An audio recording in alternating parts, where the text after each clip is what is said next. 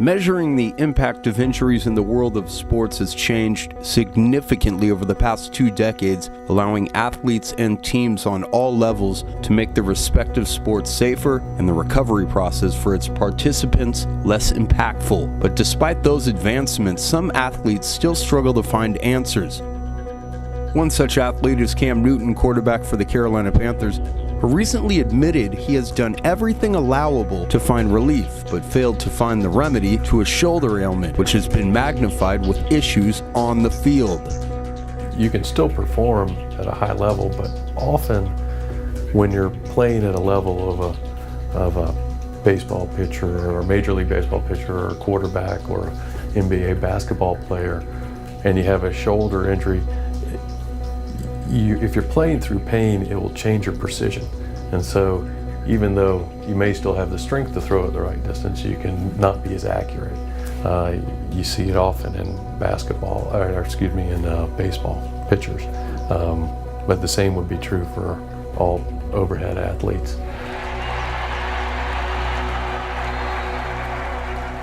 I could speculate that particularly in the NFL, we've seen an increase in the size and the speed of the athletes. The collisions seem to be more violent than they used to be. And I would speculate that that's why we're seeing more injuries in shoulders.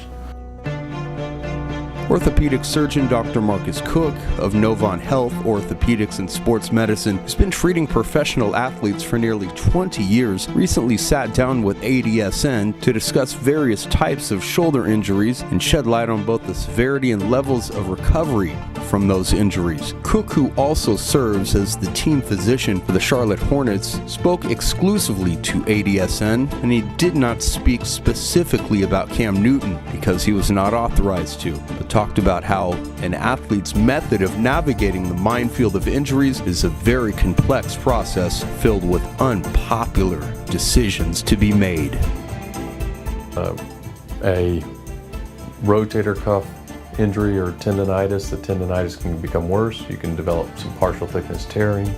The partial thickness tear can become a full thickness tear.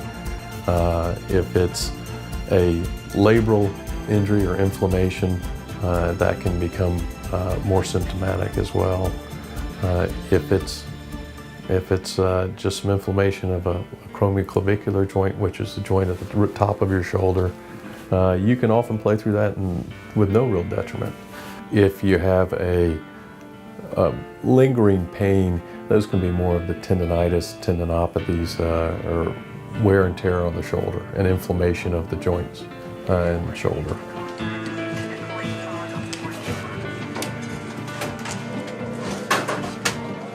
It can be difficult. Often you'll find athletes won't report that they're hurting, and that can be a challenge because if you knew earlier, you might have gone ahead and found out, done some diagnostic studies. Various reasons they want to play is probably the number one. They're competitors. You'll find sometimes they're concerned that they'll bring in a substitute for their position and lose their position is another reason. But those are probably the two most common.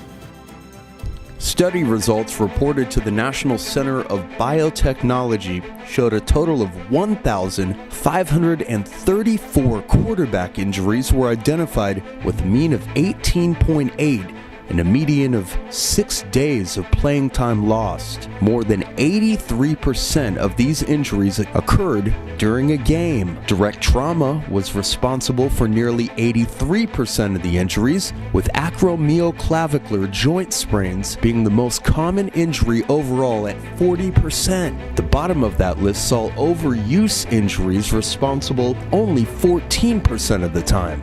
Dr. Cook attributes much of these results to basic biology.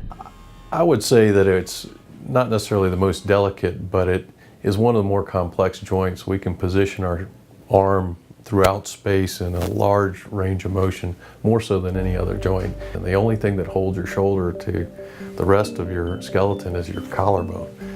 So if you picture a basketball on a salad plate, in order to balance that basketball on a salad plate, you need something that's going to give you a little more depth to that salad plate. and that would be like a suction cup around the outside of the saddle plate would be the labrum. So if you have a tear of the labrum, that would be a tear in that suction cup, you lose the suction effect, and now the ball can move more relative to the saddle plate than it should. And that can cause inflammation of the labrum, the O-ring around the socket of the shoulder. The rotator cuff are 4 muscles that surround the ball of the shoulder and hold it in the socket. And they attach to the bone through tendons. And there's one in front, one on top, 2 in back. And then they can tear with overuse injuries. So it's almost like a fraying rope. So often you'll get a partial tear initially, which may or may not be symptomatic, and that can develop into a full thickness tear, which may or may not be symptomatic. But when you start getting into higher level athletes that are using and relying on that rotator cuff to drive their arm, you'll see more symptoms arise from those. But Dr. Cook contends that if at first you don't succeed, the second try may provide the solution. Multiple surgeries can you can get a good result on the second one. But again, you can see some loss of function in the shoulder after a surgery. Newton, who has shown an uncanny ability to bounce back from injury, will sit out the remainder of the season contemplating his options, a move that is looked at as most favorably by the medical community.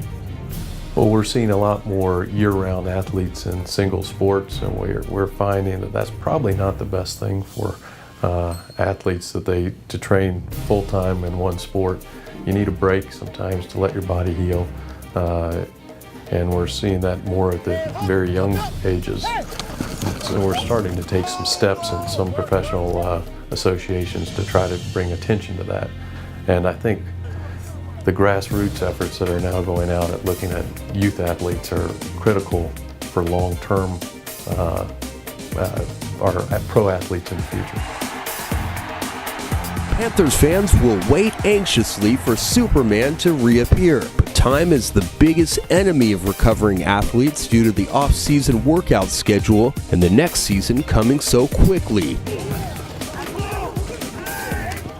You'll know you're fully recovered based on the normal timeline that it takes to heal. So we know the biology when we do something to a rotator cuff, for example, a repair of a rotator cuff.